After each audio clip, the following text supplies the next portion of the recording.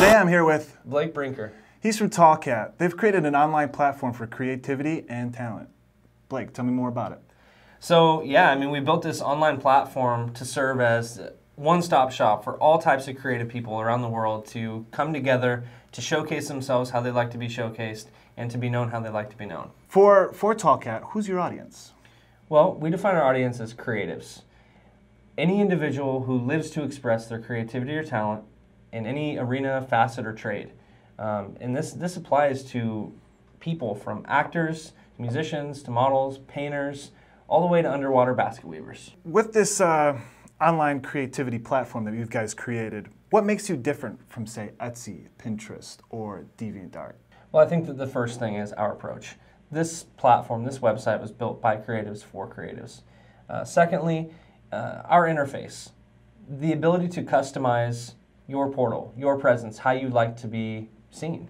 And lastly, the ability to network with other creatives and to give them a real life presence around the creative world, to be able to connect with an artist if they're a painter, to connect with a DJ if they're a dancer, really creating this community where all different types of creatives can connect, collaborate, and enjoy one another's creativity and talent.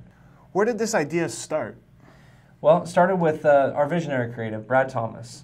He is a musician, and at one point was over in Phoenix at a recording studio and got into a conversation with a couple guys about how hard it was to break through, how hard it is to break through as a creative.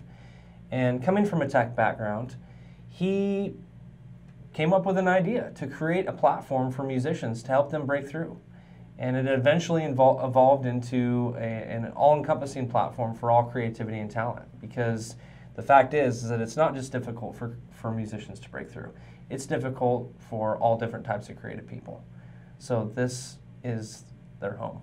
As a tech business here in Arizona, tell me about some of your experiences. Well, I think the first experience at the top of my head, probably because it still gives me a headache, is the process that we went through to raise capital. It's no easy chore, and it doesn't matter who you know. It really comes down to how you present, but even then, you're still at odds with people having to believe in an idea. As a tech startup, you don't often have that product, right? So it becomes a very big challenge to convince people and to educate them as to what you're doing. I think that the second biggest challenge that we've came to is the manpower thing. In our case, we've had to outsource a lot of programming overseas, which has pros and cons. Obviously, we save some money, but we lose that human element. You can't replace being able to look someone in the eye and work with them. And especially when it comes to somebody who's in charge of translating what your idea is. Mm-hmm. So that's been a pretty big challenge. So with all this going on, when do you guys see your product coming to the market? Well, we will be launching before the end of 2012. And in the meantime, this coming week, near the end of September, beginning of October, we will be launching a Kickstarter project. And then before the end of the year, we'll be launching the first version of our product, which we refer to as Horus. The focus in Horus is really as a showcasing platform, and really to connect to our creatives around the world, to let them know that we're here, to let them know that we want to build this with them. We want them to be a part of it. And then sometime in the spring and summer of 2013, we'll be launching the second version, which we refer to as Isis, which really is the game-changing product that Brad originally envisioned. For all the entrepreneurs out there, especially the ones here in Arizona, do you have any advice for them? I do. Thank you for asking, Joe. Yeah. The first thing is be passionate. If you have an idea that can ultimately bring value to somebody or some group of people, believe and chase it every day. You got to live like you have no tomorrow. You got to go out there. You got to get your name out there. You got to get your idea out there, because any idea worth spreading will eventually spread to the right people.